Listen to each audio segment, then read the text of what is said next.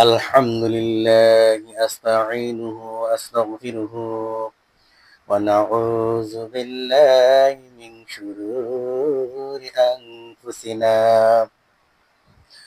من يهد الله فلا مضل له ومن يضلله فلا هادي له ونشهد أن لا إله إلا الله وحده لا شريك له وأشهد أن محمدا عبده ورسوله قال الله تعالى في كلامه المجيد وفي فرقانه الحميد أعوذ بالله من الشيطان الرجيم بسم الله الرحمن الرحيم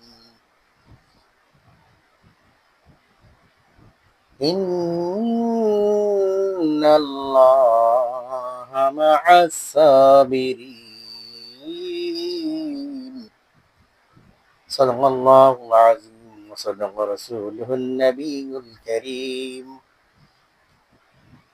قال رسول الله صلى الله عليه وسلم خيركم من تعلم القرآن وعلمه صدق الله العظيم আসসালামু আলাইকুম ওয়া রাহমাতুল্লাহি ওয়া বারাকাতুহু। আপনারা সবাই ভালো আছেন? সবাই ভালো আছেন? পিছনের মনে হয় ভালো নাই। হ্যাঁ, আপনারা ভালো আছেন? খুশি তো? আলহামদুলিল্লাহ। গড়েছ তুমি এই পৃথিবী জাহান, তুমি মালিক, তুমি মহান। গড়েছ তুমি এই পৃথিবী জাহান, তুমি মালিক, তুমি মহান। তুমি পৃথিবীর পালনকারী, তুমি প্রভু বিশ্বজামিন। আমি তোমাকে খুঁজি, আমি তোমাকে দেখি, তোমার প্রেমের কবিতা লিখি। আমি তোমাকে খুঁজি, আমি তোমাকে দেখি, তোমার প্রেমের কবিতা লিখি। ঠিক না?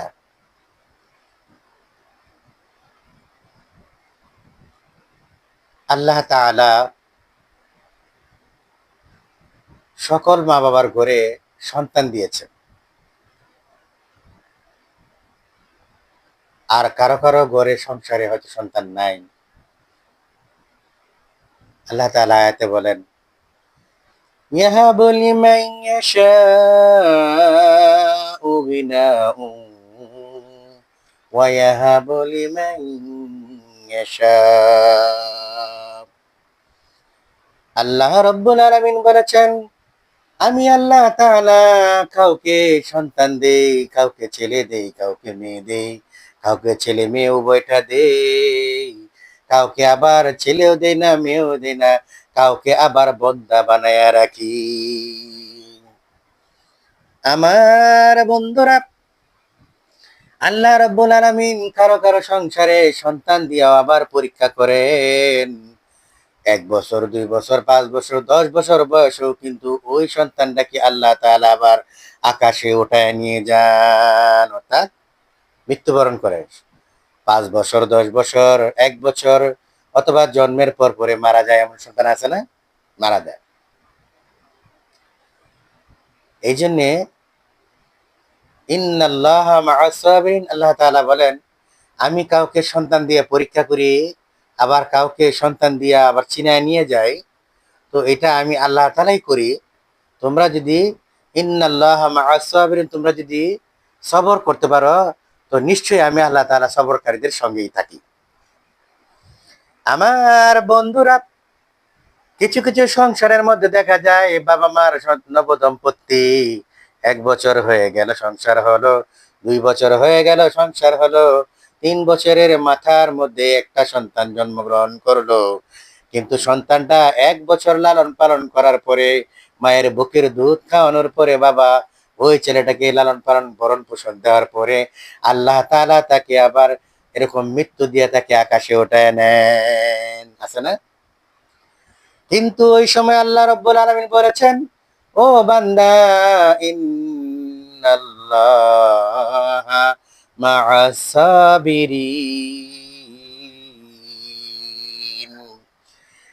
আল্লাহ রাব্বুল আলামিন বলে, ও বান্দা, ওই সময় তুমি যদি ধৈর্য ধারণ করো, আমি আল্লাহ তাআলা তোমার ধৈর্যের সাথে আমি আল্লাহ তাআলা আছি।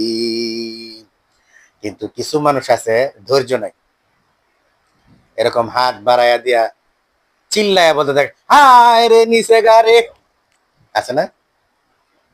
হাসবেন না, হাসির কোরা কি দিচ্ছি না? আর কিছু কিছু মানুষ বকাও দেয়, ওই আল্লাহ, তুই কেরে আমারে, আল্লাহ তুই এই সন্তানরে দিছিলি, আবার কেরে আমার সন্তানরে তুই নিয়ে গেলে, তুই কি আর ফুলাফানরে চোখে দেখলে না? নাউজুবিল্লাহ, আল্লাহর বকা দেয় না? ও আল্লাহ তুই খারাপ, নাউজুবিল্লাহ, ও আল্লাহ তুই বালা না, আমার একটা সন্তান হাজার না, 10টা না, একটা সন্তান, ওটা দিয়াও তুই আল্লাহ নিয়ে গেছিস গা, কিরে আল্লাহ, আর কোন ফ্যামিলির ফুলাফান তুই নিতে পারলি না?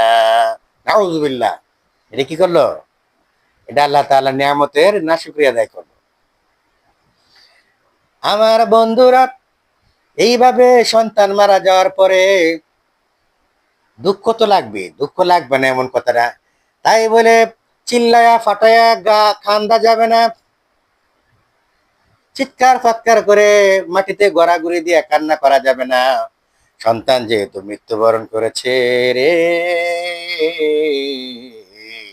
মনের মধ্যে দুঃখ লাগবে, কিন্তু তুমি যদি আল্লাহর শুকরিয়া আদায় করে আর যদি সবর করতে পারো, আল্লাহ তাআলা তোমার এই সন্তানের উসিলায় আল্লাহ তাআলা তোমাকে জান্নাত দিয়ে দিবেন।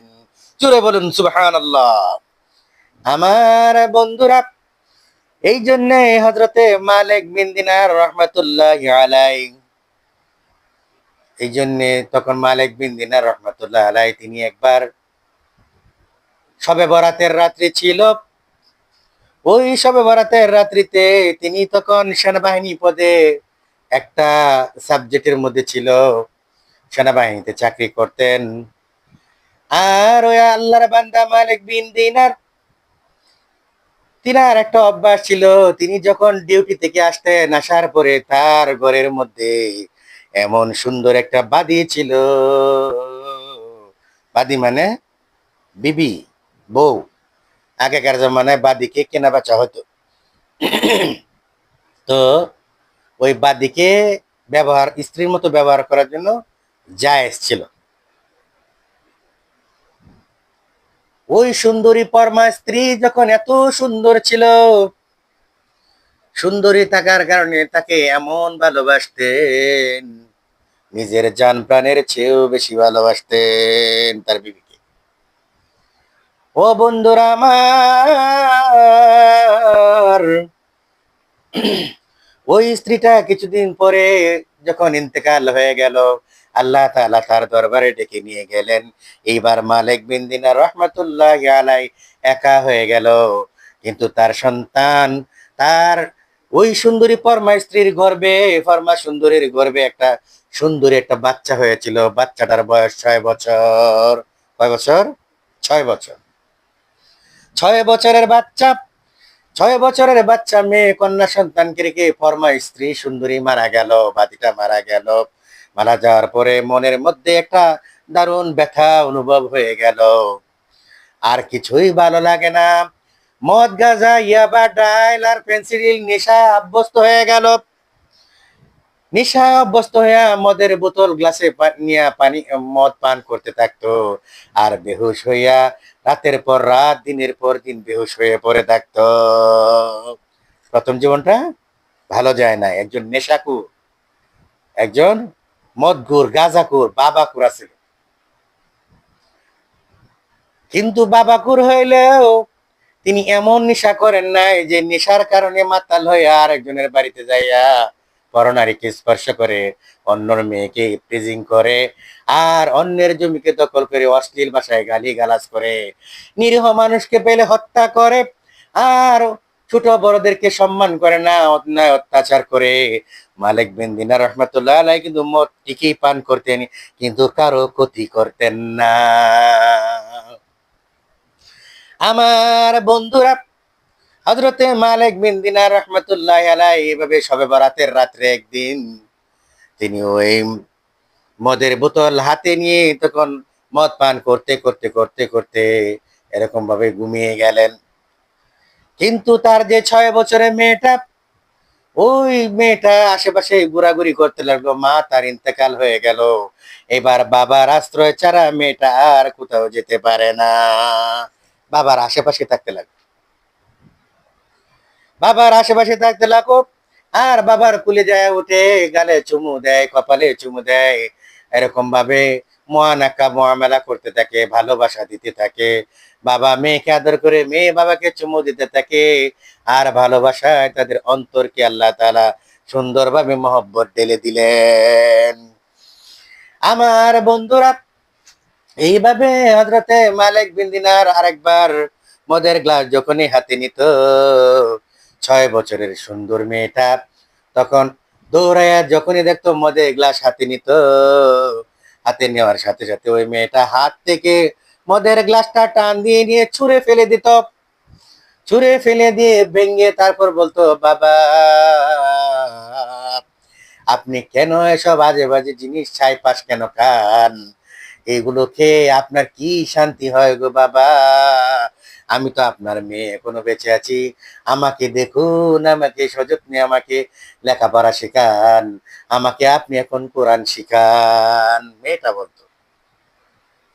হযরতে মালিক বিন দিনার এইভাবে সবে বরাতের রাত্রি ছিল, সেই দিনও মদের এরকম গ্লাস হাতে নিয়ে মদ পান করতে করতে এরকম ভাবে এরকম ভাবে শুয়ে পড়লো। কিন্তু এই মেয়েটা যখন বলল, বাবা আমাকে তুমি তোমার কুলে ওঠায় না, ও খেদমত করো গো বাবা, আমাকে যত্ন করো, আমাকে কোরআন শেখাও গো বাবা,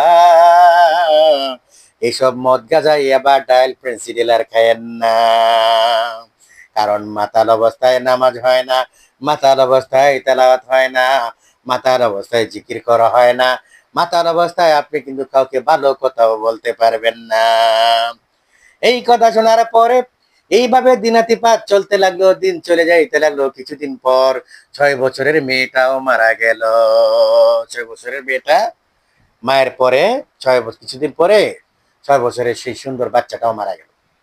এইবার মালিক বিন দিনার রহমাতুল্লাহ আলাইহি একা হয়ে গেলেন। একা হয়ে যাওয়ার পরে অন্তরে দারুণ ব্যথা অনুভব করতে লাগলো। মনে হয় মেয়েটা মারা যাওয়ার পরে রে কলিজাটা মনে হয় চিরে দুটো ভাগ হয়ে গেল। মনের মধ্যে শুধু আফসোস আফসোস লাগতে লাগলো, মনের মধ্যে শুধু আনসান আনসান আনসান করতে লাগলো, আর শুধু দুপুর দাপ্পুর করতে লাগলো মনের মধ্যে। হায় হায় হায় রে, একা হয়ে গেলাম, আমার স্ত্রীও আমাকে ছেড়ে চলে গেল, আমার 6 বছরের মেয়েটাও আমাকে ছেড়ে চলে গেল, একা আমি কি করব? সবে বরাতের রাত্রি ছিল সেদিন। এগুলো ভাবতে ভাবতে, কান্না করতে করতে মনে করতেছিল মদ গাঁজা খাওয়ার পরে ওই দুঃখগুলি সে ভুলে যাবে। কিন্তু মদের বোতল হাতে নিয়ে যখন খেতে খেতে ঘুমিয়ে পড়লো সবে বরাতের রাত্রি, এই সবে বরাতের রাত্রির মধ্যে মদের বোতল হাতে নিয়ে মদ খেতে খেতে ঘুমিয়ে গেল। মদের বোতলটা তখন হাতে, স্বপ্নের মধ্যে দেখতে লাগলো হঠাৎ করে বিশাল বড় এক কিয়ামত এসে গেল। কিয়ামত এসে যাওয়ার পরে হাসরের ময়দান কায়েম হয়ে গেল। কায়েম হয়ে যাওয়ার পরে ওই আল্লাহর বান্দা হযরতে মালিক বিন দিনার রহমাতুল্লাহি আলাইহি তিনিও সারা হাসরের ময়দানে এরকম মাথা ঝাড়তে ঝাড়তে, মাটি ঝাড়তে ঝাড়তে, ধুলোবালি ঝাড়তে ঝাড়তে ওই হাসরের ময়দানে উঠে গেল। দেখলো মানুষ ছোটাছুটি শুরু করে দিল, এই ওদিকে দৌড়াইতে ওদিকে দৌড়াইতে লাগলো, কে কোথায় যাচ্ছে কার কোনো দিশা নাই, সবাই দিশাহারা হয়ে গেল। আমার বন্ধুরা, হঠাৎ করে দেখা যায় মাঠে কোনো মানুষ নাই, সবাই যার যার পক্ষে যার যার কক্ষপথে চলে গেল। এইবার মালিক বিন দিনার রহমাতুল্লাহ আলাই ওই মাঠের মধ্যে দেখা যায় একা একাই বিচরণ করতে লাগলো। কিছু দূর যাওয়ার পরে হঠাৎ করে তার পিছন থেকে যেন কেমন দুকদুকানি আওয়াজ শুরু হয়ে গেল। দুকদুকানি আওয়াজ যখন শুরু হয়ে গেল, হযরতে মালিক বিন দিনার পিছন দিকে তাকায় দেখলেন বিশাল বড় একটি সাপ বিশাল বড় হা করে হযরতে মালিক বিন দিনারকে খাওয়ার জন্য দেওয়া শুরু করে দিল। হযরতে মালিক বিন দিনার রাহমাতুল্লাহ আলাইহি নিজের প্রাণকে বাঁচানোর জন্য ওই সাপের হাত থেকে নিজের প্রাণকে বাঁচানোর জন্য বেদম দৌড়ান দিল। এমন ভাবে দৌড়াতে লাগলো, দৌড়াতে দৌড়াতে দৌড়াতে দৌড়াতে কোনো আশ্রয়স্থল নাই, কোনো বাড়িঘর নাই, সাহারা মরুভূমি রে।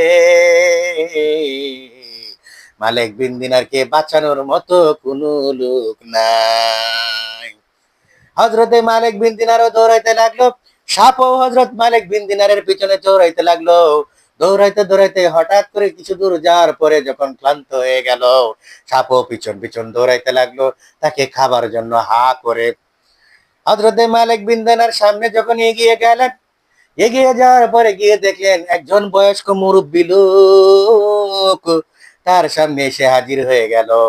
পাকা দাড়ি, সাদা জুব্বা, সাদা পাগড়ি মাথায়, কিন্তু লোকটা হলো জীর্ণ শীর্ণ একজন মুরব্বী লোক। কেমন লোক? একজন বৃদ্ধা, একজন মুরব্বী লোক। আর আমরা বর্তমানে কি কই? বুড়া মানুষ বাচ্চা থাকতে 500 টাকা রেন্ট বালা নাকি? এক বিয়ে বাড়িতে নাতি বিয়ে করবে, নাতি যখন বিয়ে করবে এবার বলতেছে, এই বুড়ু, ও বুইরার ঘরের বুইরা, তোমার মতো বুইরারে বিয়াতে নিমু না, কারণ বুইরা মানুষ বুইরা মানুষ বেঁচে থাকা থেকে 500 টাকা ঋণ ভালো। এইবার দাদা মুচকি হাসি দিয়ে বলল, এই নাতি, বুড়া আমি এমনি হই নাই, তোর বাপের জন্ম দিয়েছি, আর তোর বাপ তোকে জন্ম দিয়েছে, তুই আরেকজনকে জন্ম দিবি রে। এইভাবে আমি যখন দাদা হলাম, একদিন তুমিও কিন্তু দাদা হইবে, ঠিক না? এই কথা বলার পরে বলল, হ্যাঁ, যতই তুমি এরকম যুক্তি দাও, আমি তোমার যুক্তি শুনবো না, তোমাকে আমি বিয়ে বাড়িতে নিব না। মানে আমি তো বর, আমার বরযাত্রীর সাথে তুমি দাদারে নিতাম না। বুড়া মানুষ খালি কেট কেট করবা, কাশি দিবা, মানুষের বিরক্ত লাগবো, তোমার লাগে আমরা মজাও করতে পারবো না। আছে না এরকম যুবক কিছু? এই ব্যাককলের ঘরের ব্যাককল নাতি তখন কি করলো, দাদা বলতেছে, হাসি দিয়ে বলতেছে, নাতি রে, এমন কিছু কৌশল আমার মধ্যে জানা আছে রে নাতি, তোমার রক্তের গরমে টকবক করার কারণে যৌবনে তুমি উতলায় উঠতেছো, খালি ফাল ফারতেছো, ব্যাঙের মতো খালি লাফাইতেছো, কিন্তু তুমি আমাকে যদি না নেও, এমন একটা বিপদে পড়বে। আমি কৌশলে শুধু একটা বুদ্ধি শিখাই দিব, তুমি নাতি ওই বিপদ থেকে বেঁচে যাবে। আর যদি না নেও, তুমি বিপদে পড়বা, আর নিলে বিপদ থেকে বেঁচে যাবা। এইবার বলল, ঠিক আছে বুড়ার বুড়া, তুমি তো, তোমার কোনো কিছু কাম নাই, ঠিক আছে, তোমার নিয়ে গেলাম। নিয়ে বুড়ারে কি করছে, দাদারে এই লঞ্চের এক কোনায় নিয়ে বসে রাখছে। আর এরা তো দিব্যি এরকম ডেক্সেট বাজাইতেছে, কনসার্ট বাজাইতেছে, গান গাইতেছে, কত হই হুল্লোড়, না চিল্লা চিল্লি, ফটকা ফুটাইতেছে। হ্যাঁ, বিয়ার কত আনন্দ, এই পেপসি খাইতেছে, ঠান্ডা খাইতেছে, চানাচুর খাইতেছে, এই মজা সেই মজা। বিয়ে বাড়ির তো আনন্দ, তো আনন্দ, কি বলেন?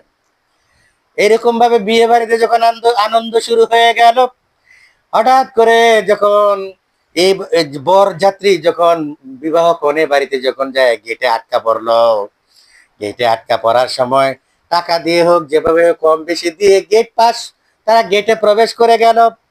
এইবার তারা বাড়িতে প্রবেশ করার আগে এইবার কনে কনে পক্ষের লোকেরা বলতেছে, তোমরা যে খানা খাইবা, আমরা তোমাদেরকে খাসির গোশত আর গরুর গোশত দিয়া বিভিন্ন বিরিয়ানি কাবাব পাকায়া তোমাদেরকে এক প্লেটে খানা দেব, কিন্তু তোমরা যে, তোমাদের হাতে কিন্তু আমরা রড বেঁধে দিব, ওই রড বেঁধে দেওয়ার পরে তোমরা কিন্তু খানা খাইতে হবে।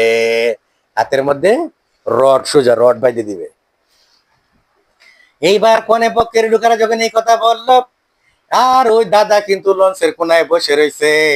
এবার নাতি বলল, না রে না, মুরব্বীরা কিন্তু বিপদের সঙ্গী। চলে বলেন সুবহানাল্লাহ। মুরব্বী শুধু খালি বয়স্ক লোক হইলে হয় না, আমার উস্তাদ হলো মুরব্বী, আমার বয়সে বড় যারা তারাও হলো মুরব্বী, আমার মা বাবা হলো মুরব্বী, আমার পীর সাহেব হলো মুরব্বী, এলাকার ইমাম সাহেব হলো আবার মুরব্বী, আমাকে যারা শিক্ষা দেয়, আদব কায়দা শিখে দেয়, তারাও হলো মুরব্বী। যারা বলেন ঠিক কিনা? আমার বন্ধুরা, সবচেয়ে বড় মুরব্বী হইলো আলেম ওলামারা।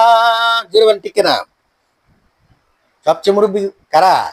আলেম ওলামার। আলেমেরা সবচেয়ে বড় মুরব্বী, কারণ যত বিপদ আপদ মাসালা মাসাইলের সঠিক উত্তর দেওয়ার, সমাধান দেওয়ার একমাত্র পথে হলো আলেম ওলামার। জোরে বলেন ঠিক কিনা?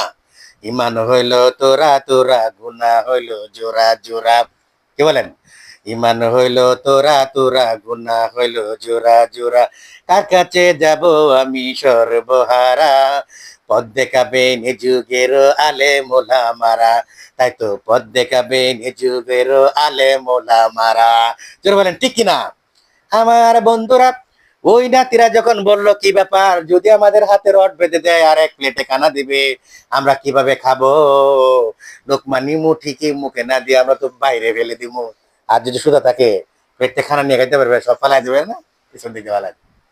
এইবার প্রয়োজন পড়লো, বিপদে পড়েছে, আর বলতেছে, দাদা কোথায় আছে রে? লঞ্চের কোনা থেকে দাদারে ধরে লইয়া, দাদারে ধরে লইব কুলে করে, এরকম ভাসায় এরকম 4-5 জনে ধরে তাকে বাতাসের বেগে নিয়ে আসলো।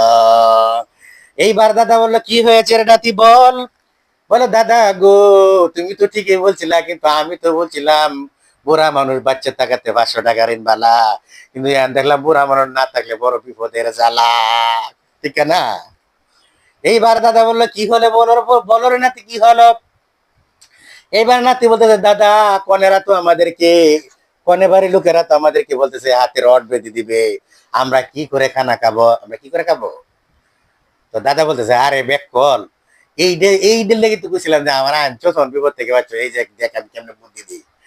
দাদা তখন বলল, আরে বুকা, কোনো ব্যাপার না, এক প্লেটে খানা দিবে, তোমরা 2 জন বসবে, রড হাতে বাঁধে দেখ নাতে বাঁশ বাঁধে দেও, কিন্তু এত কিছু বেঁধে দেওয়ার পরও যাই কিছু হাতে বেঁধে দেও, তোমরা 2 জন 2 পাশে বসো, আর রড হাতে দেও আর বাঁশ বাঁধে দেও, যা কিছু বেঁধে দেও, একজন আরেকজনের মুখের মধ্যে তোমরা খানা দিবা, তুমি দিবা তার মুখে, সে দিব তোমার মুখে, পোড়া আস্ত খাসি এবং গরু তোমরা খেয়ে ফেলবে। জোরে বলেন সুবহানাল্লাহ। বুদ্ধি দিতে কিনা বলেন? হযরতে মালিক বিন দিনার রাহমাতুল্লাহি আলাইহি, তিনি যখন মরুভূমির উপর দিয়ে যাওয়া শুরু করলো, ওই মুরব্বীকে যখন পেয়ে গেল, বলল, এ বাবা, আমি এই বিপদের মধ্যে পড়েছি, এই সাপ আমাকে ধাওয়া করতেছে খাবার জন্য, তুমি আমাকে এই বিপদ থেকে বাঁচাও গো বাবা। মুরব্বী বলল, বাবা, আমি তো ওই সাপের শক্তির তুলনায় খুবই দুর্বল, মুরব্বী মানুষ, জীর্ণ শীর্ণ, আমার কোনো শক্তি নাই রে বাবা ওই সাপের মোকাবেলা করার। তোমাকে একটা সহজ পথ দিয়ে দেই, তুমি সামনে আরো দৌড়াইতে থাকো, দেখো কোনো সাহায্যকারী পেয়ে যাবে। কোন দিকে যাব, ডান দিকে না বাম দিকে, পশ্চিম না পূর্ব দিকে? এরকম মুরব্বী লোকটা তখন বললো, মালিক বিন দিনারকে, ওগো মালিক বিন দিনার, তুমি এই দিকে পাহাড়ের দিকে দৌড়াতে থাকো। পথ দেখাই দিল নি? তাহলে মুরব্বীরা বাচ্চা দেখাতে 500 টাকা ঋণ বালা, না মুরব্বীরা থাকলে বিপদের জন্য বালা? কি বলেন? মুরব্বীরা থাকলে বিপদের জন্য ভালো, বিপদের সঙ্গী। আমার বন্ধুরা, মুরব্বী পথ দেখায় দিল, তারপর দৌড়াইতে লাগলো, সাপও পিছন পিছন দৌড়াইতে লাগলো, আর ফুস ফুস করে শুধু শব্দ করতেছে, মনে হয় ঘূর্ণিঝড় আরম্ভ হয়ে গেল। এমন শা শা শব্দ হইতেছে, চোখ দিয়ে এরকম আগুনের ফুলকি বের হইতেছে, বোঝা যায় সাপ রাগ করে তাকে খাবার জন্য বেশি জোরে দাওয়া দেওয়া শুরু করলো। যেই হয় সাপ দেওয়া শুরু করলো, হযরতে মালিক বিন দিনার রাহমাতুল্লাহ আলাইহি পাহাড়ের দিকে দৌড়াতে লাগলো।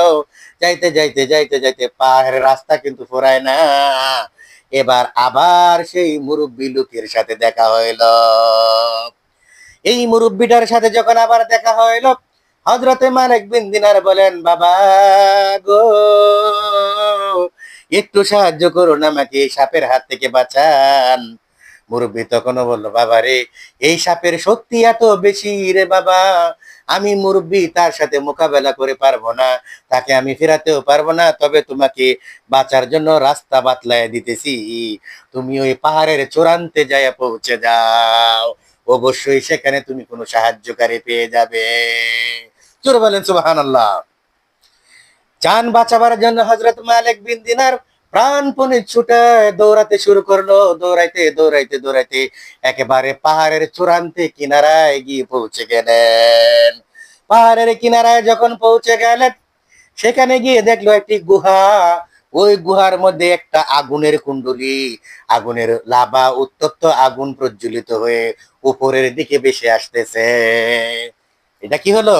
এটা একটা জাহান্নাম। এটা কি? এই আগুনের কুণ্ডলীটা হইলো একটা জাহান্নাম। সে যখন গেল, বোঝা যায় সাপে তাকে তখনও ধাওয়া করতেছে। আর হযরতে মালিক বিন দিনার যখন পাহাড়ের কিনারায় পৌঁছে গেল, গিয়ে দেখলো, হায় রে হায় রে হায়, বাঁচার তো কোনো রাস্তা নাই। সে এবার বুঝি মনে হয় জাহান্নামেই পড়ে যাবে, জাহান্নামে পড়ে যাবে যাবে এই অবস্থায় এই অবস্থায় কেউ পাহাড়ের ভিতর থেকে একজন কেউ ডাক দিয়ে বলতেছে, আরে ওই লোকটা তো জাহান্নামে পড়ে যাচ্ছে, কে আছো, কারা আছো গো পাহাড়ের আশেপাশে? হযরতে মালিক বিন দিনার সেই ডাকটা শুনতে পেল, আর দেখলো ওই পাহাড়ের ভিতরে আশেপাশে সুন্দর সুন্দর জান্নাতি মহল। জোরে বলেন সুবহানাল্লাহ। আমার বন্ধুরা, ওই জান্নাতি মহলের মধ্যে সুন্দর সুন্দর সোনা রূপার কেওয়ার রয়েছে দরজা, ওই কেওয়ারে দামি দামি রেশমি পর্দা ঝুলানো, ভিতরে বোঝা যায় কোন শব্দ যেন গুনগুন করে বের হচ্ছে। জোরে বলেন সুবহানাল্লাহ। আমার বন্ধুরা, হযরতে মালিক বিন দিনার যখন জাহান্নামে পড়ে যায়, ওই অবস্থায় কেউ তাকে এলান করলো, আরে কে আছো, কে, কোথায় আছো, কে আছো? তার কেমন কোন আত্মীয় স্বজন, ওই লোকটা তো জাহান্নামে পড়ে যাচ্ছে, তাকে তাড়াতাড়ি বাঁচাও। হযরতে মালিক বিন দিনার যে এক পা উঠাইয়া পড়ে যাবে, এমনি অবস্থায় ওই ডাকের সাথে সাথে ওই মহলের, পাহাড়ের মহলের ভিতরে থেকে রেশমি পর্দা সবগুলি দরজা খুলে গেল, আর পর্দাটা সরে গেল। হঠাৎ করে দেখে, হযরতে মালিক বিন দিনার তাকায়া দেখে ছোট ছোট কিছু কচি কাঁচা শিশুরা, সুন্দর সুন্দর শিশুরা তার দিকে দৌড়ে আসতেছে। সুবহানাল্লাহ। ওই শিশুরা যখন দৌড়ে আসতেছে আর বলতেছে, ফিরাও ফিরাও ফিরাও, মালিক বিন দিনারকে ফিরাও, সে তো জাহান্নামেই পড়ে যাচ্ছে। কিতাবের মধ্যে এসেছে, হযরতে মালিক বিন দিনার ভালো করে যখন তাকায় দেখলো, তখন জাহান্নামে পড়ে যাওয়ার ভয়টা তার দূর হয়ে গেল। আর ছেলে মেয়ে, ফুটফুটে ছেলে মেয়েদের দিকে যখন তাকালো, হঠাৎ করে মালিক বিন দিনার দেখে তার সেই ছোট্ট 6 বছরের মেয়েটাও সেখান থেকে দৌড়ে আসতেছে। জোরে বলেন সুবহানাল্লাহ।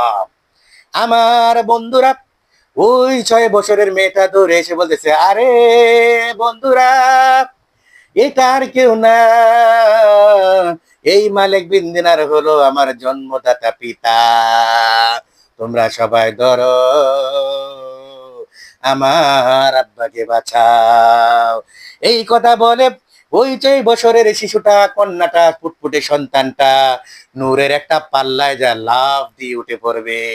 নূরের পাল্লায় উঠে লাফ দিয়ে তার ডান হাতে তার বাবার হাতটা ধরবে, এবং টান দিয়ে নূরের পাল্লার মধ্যে এরকম ভাবে টান দিয়ে নূরের পাল্লায় উঠিয়ে ফেলবে, তার আব্বাকে টান দিয়ে নূরের পাল্লায় উঠিয়ে ফেলবে। আর বাম হাত দিয়ে ইশারা করবে সাপের দিকে, ওরে সাপ চলে যায়, এটা আমার আব্বা, তুই সাপ চলে যা, এটা আমার আব্বা, তুই খেতে পারবি না। আমি সন্তান থাকতে আমার আব্বাকে জাহান্নামের আগুনেও পড়তে দেব না। এই কথা বলার পরে ওই মেয়েটি তখন বাবার চোখের দিকে তাকায়া নূরের পাল্লায় বসে তখন বলতেছে, বাবা গো, আলাম ইয়ানিল্লাযীনা আমানু ওগো বাবা, ইমানদারদের কি এখনো সময় হয় নাই তারা গুনাহকে ছেড়ে দিয়ে আল্লাহকে স্মরণ করবে? বাবা চোখের পানি দিয়ে বলল, হ্যাঁ মা, হ্যাঁ, অবশ্যই ইমানদারদের তওবা করার সময় হয়েছে রে। এখনই আল্লাহর দিকে সবাইকে ধাবিত হতে হবে। মেয়েটা যখন কোরআনের আয়াত পড়লো, তখন হযরতে মালিক বিন দিনার বলল, মা রে, তুই তো আমাকে বলেছিলি কোরআন পড়ানোর জন্য, আমি তোকে কোরআন শিখাইতে পারি নাই। কিরে মা, এই কোরআন তুমি কোথা থেকে শিখেছ? হযরতে মালিক বিন দিনারের কথায় মেয়েটি তখন বলল, আব্বা, আমরা যারা নাবালেক অবস্থায় মারা যাই, আমরা মারা যাওয়ার সাথে সাথে আমাদের এই মহলের মধ্যে শিশুদেরকে রাখা হয়। আর এখানে আমাদের উস্তাদ একজন আছেন, তিনি হলেন হযরতে ইব্রাহিম খলিলুল্লাহ আলাইহিস সালাম। আমাদের জাতির পিতা হযরতে ইব্রাহিম আলাইহিস সালাম, তিনি আমাদেরকে এখানে কিয়ামত পর্যন্ত কোরআন শিক্ষা দিতে থাকবেন। আর সেই কোরআন পড়ে বাবা আমি আপনাকে শোনাইলাম গো বাবা, এখনো সময় আছে, আপনি তওবা করে আপনি ইমানদার হয়ে যান। এই কথা বলার পরে মেয়েকে বলল, রে মা, আমি এই মুহূর্তে দেখে আল্লাহর কাছে তওবা করলাম রে মা, জীবনে আর কোনোদিন অন্যায় করব না। তখন মেয়েটা তখন বলল, বাবা, আমার উস্তাদ আমাকে ডাকতেছে, ক্লাসে যেতে হবে, আমাকে বিদায় দাও গো বাবা, পরবর্তী কিয়ামতের ময়দানে তোমার সাথে আবার আমাদের জান্নাতে দেখা হবে। এই কথা বলে মেয়েটা যখন এরকম ভাবে দৌড়ে হাতছানি দিয়ে এরকম মহলের ভিতরে ঢুকে যাচ্ছে, হযরতে মালিক বিন দিনার তখন দেখলেন এরকম ঘুম ভেঙে গেল, স্বপ্নটা ভেঙে গেল। ভেঙে যাওয়ার পরে দেখলো তখনও তার হাতের মধ্যে তখনও মদের বোতল রয়ে গেল। মদের বোতল দূরে ঢিল দিয়ে ছুঁড়ে ফেলে দিল। ফেলে দেওয়ার পরে আর তখনও সাপের ভয়ে তখন হযরত মালিক বিন দিনারের শরীরটা ভয়ে কম্পিত কাঁপা শুরু করে দিল। তখন এই শবে বরাতের রাত্রিতে হযরতে মালিক বিন দিনার তখনই যায় সাথে সাথে গোসল করে পাক সাফ হয়ে তখন আল্লাহর সেজদায়, আল্লাহর ঘরে সেজদায় নামাজের জন্য মসজিদে চলে গেলেন। এমন ভাবে ইবাদত করা শুরু করে দিল আর তওবা করা শুরু করে দিল। তওবা করার কারণে আল্লাহ রাব্বুল আলামিন তার জীবনের সমস্ত গুনাহকে মাফ করে দিল।